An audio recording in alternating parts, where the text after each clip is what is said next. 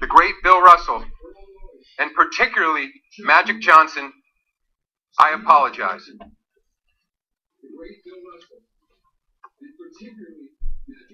Accordingly, effective immediately, I am banning Mr. Sterling for life from any association with the Clippers organization or the NBA. Mr. Sterling may not attend any NBA games or practices. He may not be present at any Clippers facility, and he may not participate in any business or player personnel decisions involving the team.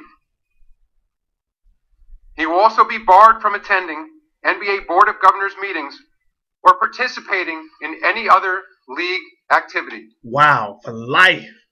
I am also fining Mr. Sterling $2.5 million, the maximum amount allowed under the NBA Constitution.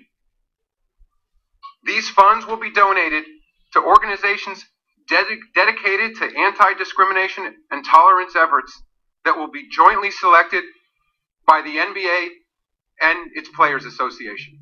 Wow, good stuff.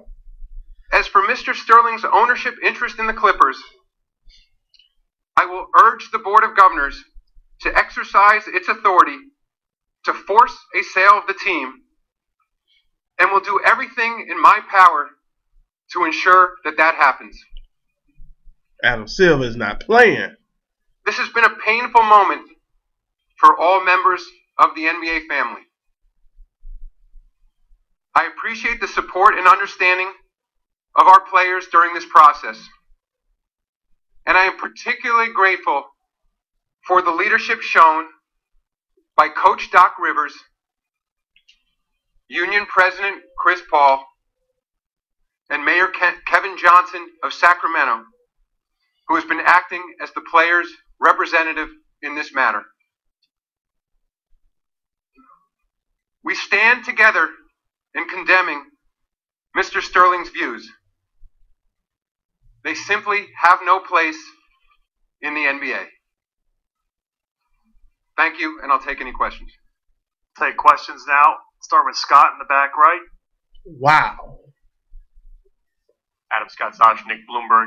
Do you or any of your emissaries have any clue as to whether Mr. Sterling will acquiesce to your wishes to sell the team, or do you expect a fight? I have no idea. Take the next question right here, Rachel. From polling the owners that you've spoken to, what support do you think you have to force Mr. Sterling to sell the team? I didn't poll the owners. I spoke to several owners, and I have their full support. On the right, Brian. Adam Brian Mahoney from the Associated Press. What kind of authority do they have to force a sale? The owners have the authority, subject to 3/4 vote of the ownership groups of the partners, to remove him as an owner. Fifth row in the middle. Hi, I'm Lisa Guerrero with Inside Edition. The word you used specifically was outrage. You said that you were personally outraged, yet many people believe that they are outraged that for years people have known that this man is a racist slumlord and the NBA hasn't done anything until today. Can you please answer why? I can't speak to past actions other than to say that when specific evidence was brought to the NBA, we acted. Okay. Over here, second row on the left. Jovian with Fox News, the Kelly File. Should someone lose their team for remarks shared in private? Is this a slippery slope? Whether or not these remarks were initially shared in private, they are now public, and they represent his views. Fifth row in the middle, Tim. Let's get a microphone there, please. Wow. Tim Bontemps from the New York Post. Adam, what was the process to coming to this decision over the last couple of days, and when did you decide that this was the appropriate action to take? I ultimately decided this morning that this was the appropriate action, and the process beginning Saturday morning when this tape was first released was to appoint an investigator. It was David Anders from the Wachtell Lipton firm. He conducted a series of interviews, some by phone, some in person. He concluded his investigation late last night. Seventh row on the left, Jeff. Let's give the microphone to Jeff, please. No, Jeff, right there. Seventh row on the left. Jeff Zilgate, USA Today. Adam, you said you would encourage owners to force the sale of the Clippers. When will that action take place? The process will begin immediately. We will most likely use a standing committee of the NBA. The equivalent of our executive committee is our advisory finance committee. I've had several discussions with Glenn Taylor, who is our chairman of the board and also the leader of the advisory finance committee, and we will begin that process immediately. Third row on the end, Howard. Howard, back with Bleacher Report. Adam, in your conversations with Sterling, did he own up to this immediately? Was it only after you guys had come up with some sort of proof? And what, if anything, has he expressed approaching remorse, regret, anything? What's his sentiment at this point? Mr. Sterling acknowledged it was his voice on the tape, and he has not expressed to me directly any other views. Okay. We'll go right here, please. Andrew Rosario, Arise TV, Commissioner, right here. What message do you have for the Clippers and their fans and their fan base in terms of moving forward from this point on? My message to the Clippers fans is this league is far bigger than any one owner, any one coach, any one player. This institution has been around for a long time, and it will stand for a long time. And I have complete confidence in Doc Rivers, in the basketball management of that club, and the players deserve their support. They've just been through an incredibly difficult incident in their lives. On your left, Harvey, over against the wall, Adam. Harvey Araton, New York Times. Was the punishment designed, in effect, to get the message across to Mr. Sterling that there's no point in him, there's no advantage, there's nothing to be gained from him continuing his ownership, and also in determining what the punishment would be, including the suggestion to the Board of Governors, did you take into account Mr. Sterling's past behavior, or was it just based on this one particular incident? In meting out this punishment, we did not take into account his past behavior.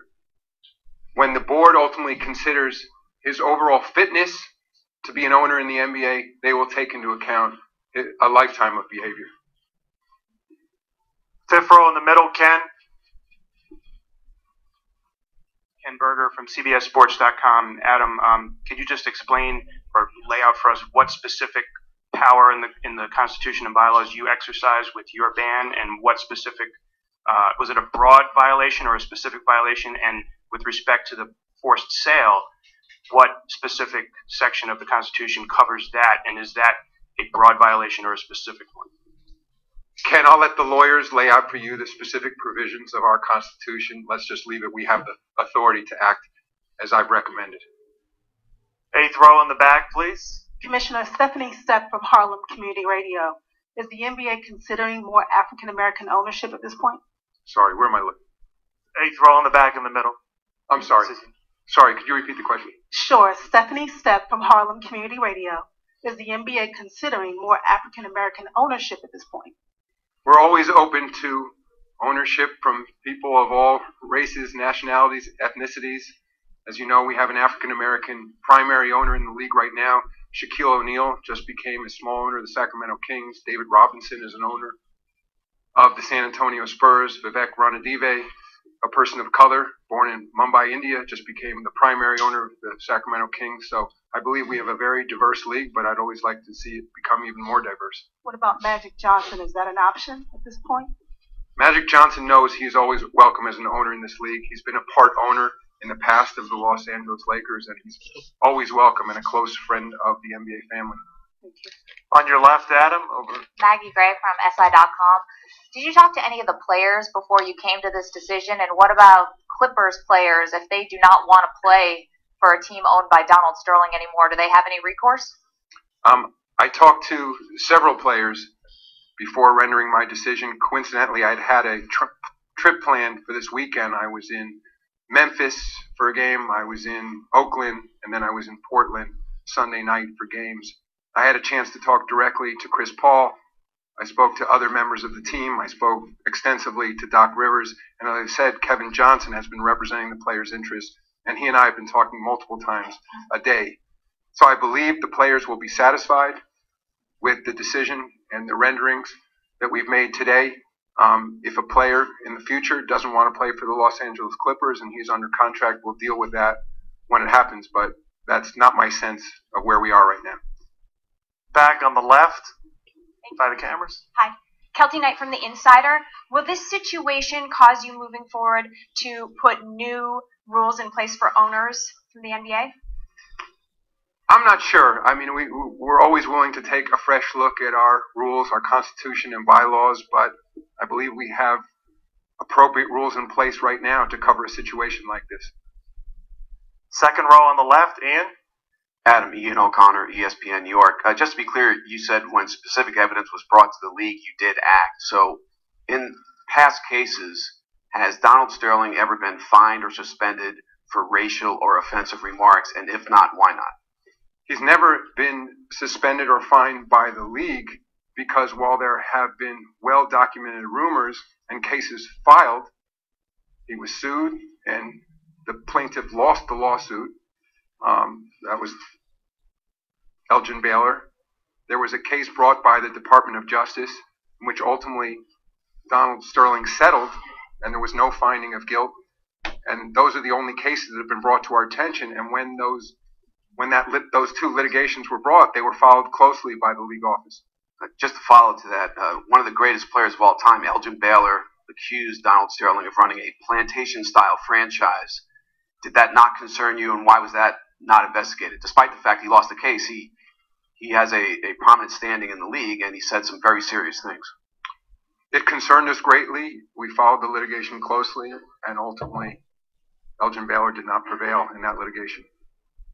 Second row, right on the right side here. Commissioner Silver, Brandon Robinson of the Source magazine. Obviously, CarMax and State Farm withdrew their sponsorship with the LA Clippers.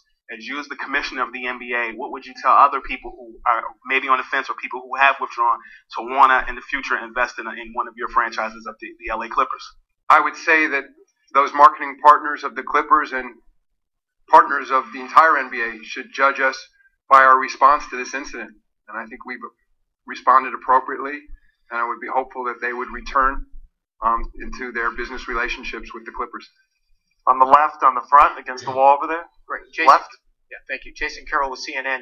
I'm wondering if you've spoken to Mr. Sterling about this ban or any of his representatives, and if so, what has Mr. Sterling's reaction been to the punishment?